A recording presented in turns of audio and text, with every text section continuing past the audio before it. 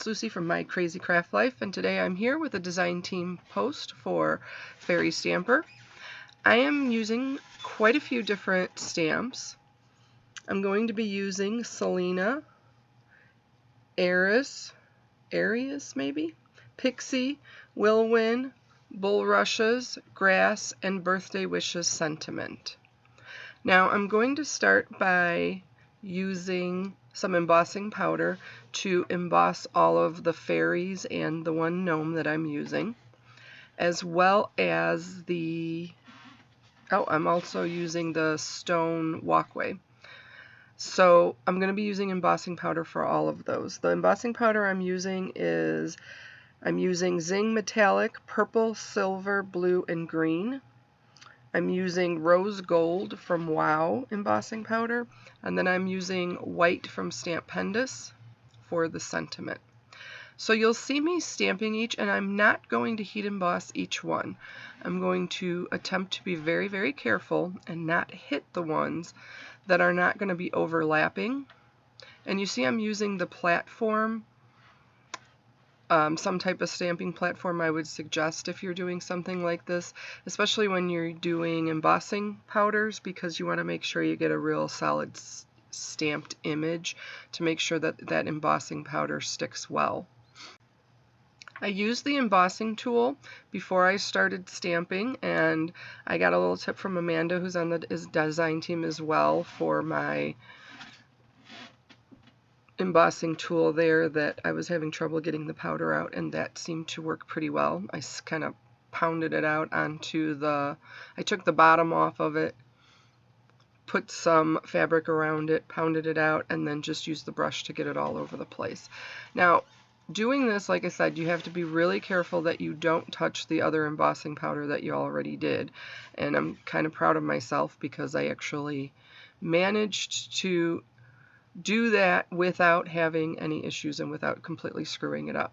But I also ended up having to go back and do it a couple times with different colors because some of them were going to overlap. So anything that you're overlapping, you don't want to stamp at the same time.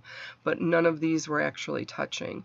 And my thought with this, since they're all playing a musical instrument, except for Pixie there that I will stamp at the end, I thought it was kind of like a parade, and it's going to be a birthday wish, so I thought it was kind of a cool idea to have a parade of fairies and a gnome wishing you a happy birthday while they're playing music. So that was kind of the thought process behind this.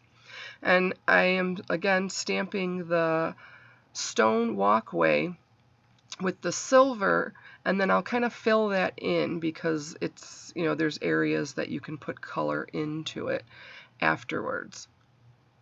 Now, like I said, doing this, you really have to make sure that you're careful not to touch it, and I know I've said it a bunch of times, but that's pretty much the most important thing if you're doing it this way. And the reason why I didn't want to heat emboss every single one of them each time I did it was because I didn't want the paper to get too warped. I wanted to heat emboss it as few times as I possibly could. So then I'm just going to clean it off as I go. Make sure that there's no pieces there. And I also turned on my heat gun quite a while ago, not quite when I first started, but pretty soon after I started stamping all of these, because you want a nice hot gun so that it melts it very quickly. And I'm going to heat emboss those images, let those cool for a minute, and then I'm going to get back to stamping the rest of the images that I'm going to heat emboss. So I'm going to put Pixie on there, and like I said, she kind of overlapped a little bit onto the stone walkway, so I wanted to make sure that that was heat embossed already before I actually started to do that. And I'm going to use that rose gold.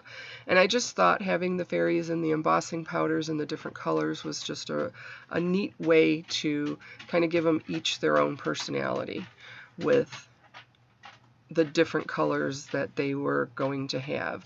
And then I positioned them kind of like the walkway was kind of going on a windy path.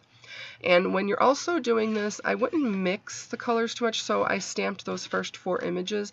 And when I poured the embossing powder on, I know you can't really see it, but I kind of just poured it in the area that it was going to be on. So just where each stamp was, and not cross over it, because you will get some particles that are left in there. Now if you don't care about that, that's obviously is perfectly fine. Then I'm going to stamp, and I actually kind of forgot to stamp the sentiment, which is why I didn't do it when I did Pixie, because otherwise I would have done both at the same time. But I'm going to stamp that in white, and once I start using the Distress Oxides, that sentiment will pop right out and you'll be able to see it perfectly fine. And like I said, I'm going to use the Stamp Pendus white. That is my favorite white embossing powder that I own, and I probably own 10 different types, but that is my favorite. So now I'm going to take some Distress Oxide inks and I'm just going to blend. I'm going to kind of create a path, like I was saying. I'm making it a little lighter on the inside, darker on the outsides. I'm going to put those browns right over the stone walkway as well, and I'm not worried about getting the colors and the ink on top of the embossed fairies and gnome in the walkway, because I'm just going to wipe that off with a tissue when I'm finished. I'm using the greens to kind of create grass on the side, and then I'll use a little bit of blue to create a skyline in the background. Now the colors I used for the Distress Oxides are Antique Linen and Walnut Stain and Vintage Photo, Broken China for the sky, Peeled Paint, and Pine Needles for the kind of grassy areas there. And those are all of the colors that I used for the Distress Oxides. So you'll see that that sentiment is going to pop right out, like I said, as soon as I put those Distress Inks there. Now one thing that I did not do that I do suggest doing is using a piece of scrap paper or something on the top of the card where your fingers are going, because if you look closely, I end up having to go back and redo this a little bit because my fingerprints got onto it, because it is wet when you're putting the Distress Oxide ink on there, and it will take your fingerprints if you give it a moment to do so. It'll mix with the oils. Now I wasn't really concerned about blending the browns that well, because I wanted it to kind of look like a dirt path that was kind of walking up into this stone walkway. So I was completely okay with that. Then I used Brilliance Pigment ink pads. They're a fast drying ink pad, and they're kind of sparkly, so I thought this would kind of go along with the theme, in chocolate and lime. Those are actually the only two that I have, and I'm using both of them on this because I thought they would do well with the grass and the bulrushes, and it would just kind of complete this image in the walkway that I was kind of thinking when I started this whole process of wanting to make this card. And you see I'm only stamping partially on there because I want it to kind of look, like I said, like a walkway. Like there's brush and there's grass on the sides of the walkway, but they're just able to walk on the walkway.